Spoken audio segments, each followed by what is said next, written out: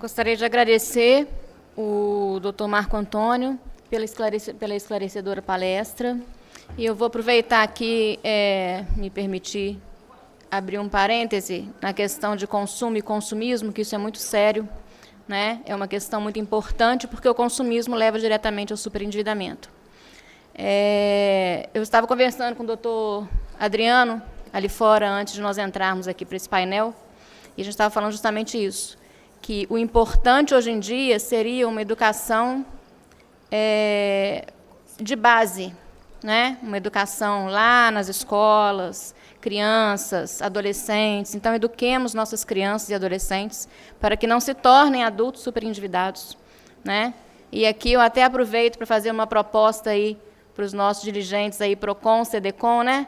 Na pessoa aí do doutor Eduardo e do doutor Nilson, a gente fazer aí uma parceria, né? Como sempre, parceiros nossos da comissão, e fazer aí, de repente, uma cartilha para a gente entrar aí nessas escolas de ensino fundamental, muito importante, né? Essa educação de base. Tá bom? Obrigada. Bom. Então, agora eu vou passar a palavra para o doutor Adriano. O doutor Adriano Perazzo de Paula é o nosso presidente da Comissão de Defesa do Consumidor da OAB de Minas Gerais, e ele vai falar da prestação jurisdicional como relação de consumo e da onerosidade e essencialidade do serviço.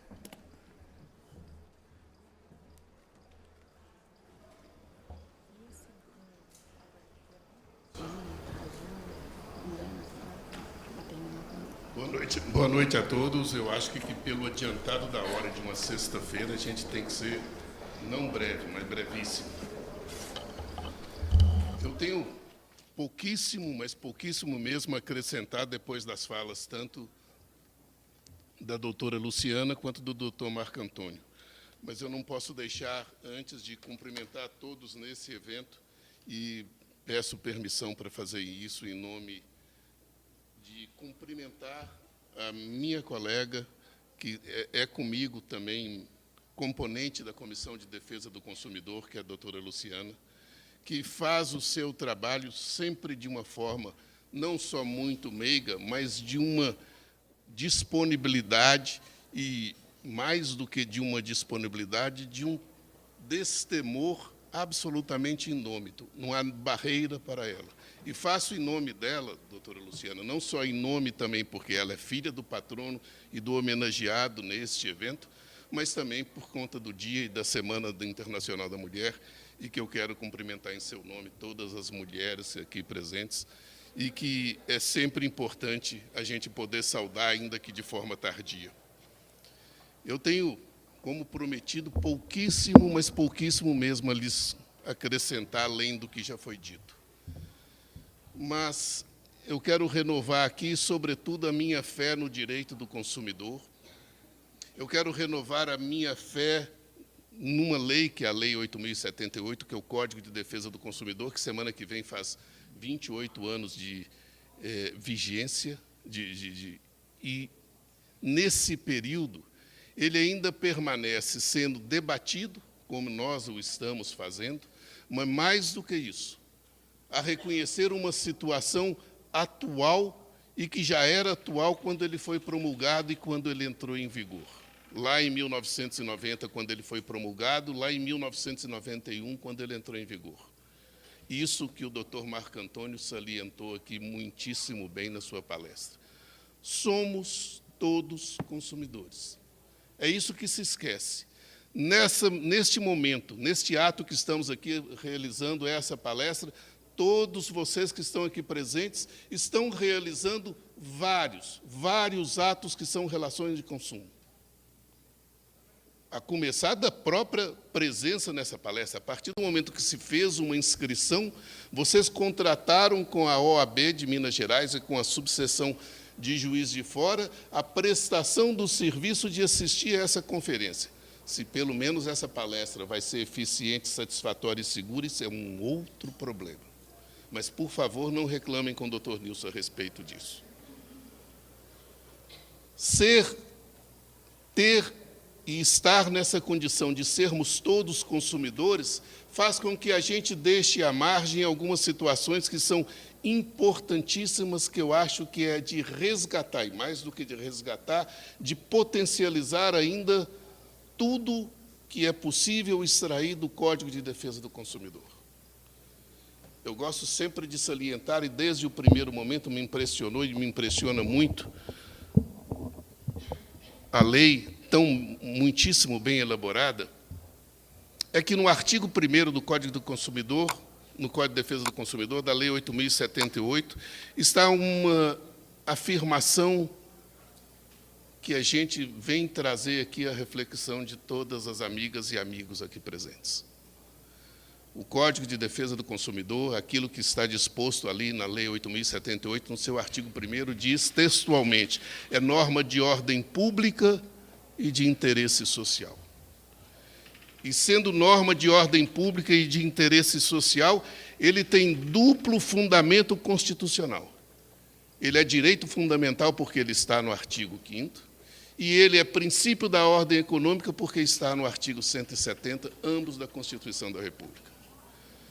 Então, se estivermos a falar de hierarquia normativa, tudo aquilo que esteja abaixo da Constituição, porque o Código de Defesa do Consumidor tem a sua natureza, a sua gênese e o seu fundamento na Constituição da República, tudo aquilo, resolução da ANAC, Código Civil, Lei de Concessão de Serviço Público, qualquer norma em relação ao Código de Defesa do Consumidor é simplesmente inaplicável. Qualquer entendimento em sentido contrário, eu costumo ser mais um condescendente, eu digo que é burrice, porque, pelo menos, a burrice, a gente dá uma certa parcela de razão para a ignorância, que a pessoa pode se alfabetizar, como alguns desses entendimentos aqui citados pelo Dr. Marco Antônio, eles podem se alfabetizar e até começar a ler Direito do Consumidor, ler a Cláudia Lima Marques, ler a revista Direito do Consumidor, e entender daquilo que estamos a falar. Porque, insisto, mesmo esses que estão dando este entendimento, também são consumidores.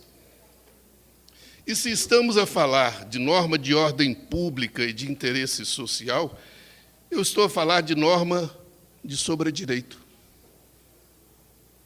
E se a norma de sobredireito, nessa hierarquia normativa, ela tem um poder, uma capacidade e uma força muito maior do que qualquer outro tipo de regramento, de qualquer outro tipo de convenção, de qualquer outro tipo de resolução, porque nós estamos vendo resoluções administrativas revogarem o Código de Defesa do Consumidor.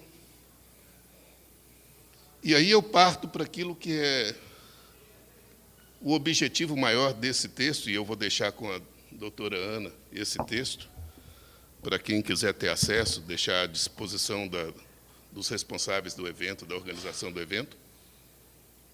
Esse texto que eu elaborei dessa comunicação que estamos a fazer.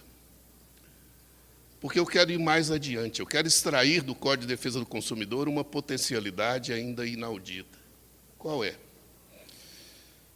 De que a atividade do Poder Judiciário, ou a prestação jurisdicional em si, se ela é um serviço público ou não. Porque se a prestação jurisdicional for um serviço público, o artigo 22 do Código de Defesa do Consumidor, ele vai ter que ser aplicado. E se estamos a falar de serviço público, ele tem que ser colocado à disposição do consumidor de maneira habitual e, sobretudo, contínua. Porque nós estamos vendo nas recentes promulgações do atual Código de Processo Civil e dessa lei chamada Reforma Trabalhista, que é uma condicionante econômica que tem sido imposta àqueles que querem bater às portas do Poder Judiciário e não o fazem com receio de serem penalizados por uma conta a pagar ao final ou ao início, do qual eles não têm condição. a gratuidade da prestação jurisdicional, ou a chamada justiça gratuita, ela passou a ser quase que ganhar na loteria. Porque você tem que provar, às vezes, o óbvio. Você tem que provar que uma pessoa ela foi acidentada, está internada no hospital, está representada por uma outra pessoa, não tem capacidade sequer de assinar uma procuração, está com uma interdição provisória, e ainda assim lhe é exigida remuneração de custas prévias e de preparo de algum recurso ou coisa do gênero. Porque se é prestação de serviço de qual estamos falando, nós estamos falando de uma outra garantia fundamental e de um outro direito constitucional na Constituição, que é o direito de acesso ao Poder Judiciário. E se é garantia constitucional, ela não pode sofrer nenhum tipo de condicionante, nenhum tipo de obstáculo, nenhum tipo de entrave. E esse entrave, inclusive, de ordem econômica, feito pelo Código de Processo Civil, feito por qualquer norma que o valha, pela CLT, ela é simplesmente inconstitucional. Porque eu exijo que a prestação de um serviço público, se entendermos que a prestação jurisdicional é serviço público, que ele deve ser prestado com continuidade. Porque esse entendimento que foi dado, por exemplo, na Lei de Concessões de Serviço Público, e aqui a gente pode citar o exemplo da questão do fornecimento de energia elétrica, onde o STJ tinha um entendimento até a lei que passou a regulamentar as concessões de serviço público, dizendo que a descontinuidade do serviço público por falta de pagamento da tarifa de energia elétrica ou de qualquer outro tipo de remuneração do serviço público mediante concessão, não implicava em descontinuidade do serviço, quando seria a mesma coisa que dizer que uma pessoa que está morta, ela não está em descontinuidade da vida, é apenas uma coisa provisória. A prestação jurisdicional é garantia fundamental e ela não pode ter esse tipo de condicionante. Eu só lhe dou a prestação jurisdicional se você me pagar antecipadamente as custas iniciais. Eu só lhe dou a prestação jurisdicional, e eu fiz isso na semana passada, de uma ação rescisória, se você depositar os 5% do valor atualizado da causa. Eu ouvi do voto condutor do desembargador negando o meu pedido de gratuidade, nem é de gratuidade, dizendo que aquilo não poderia ser um obstáculo à prestação jurisdicional, se eu estava pretendendo ter acesso ilimitado ao serviço público de prestação jurisdicional, independente do pagamento de custas. Eu disse que sim. Eu não estou pedindo justiça gratuita. O Estado tem capacidade, como qualquer credor, de depois, ao final da lide, protestar, cobrar, executar, inscrever na dívida ativa. Agora, o que não se pode, não se admite acontecer, é que uma garantia fundamental, que é a prestação jurisdicional, que é o acesso à justiça, esteja condicionado por um aspecto econômico. E aí eu não estou falando só para as pessoas que vão poder bater na porta da justiça, são aquelas mais aquinhoadas desse ponto de vista, é qualquer uma. Porque depositar, por exemplo, 5% de um valor atualizado da causa numa ação rescisória é simplesmente dizer, olha, a ação rescisória existe, está lá no papel, está lá na moldura, mas ela não pode ser aplicada. Não é dessa forma.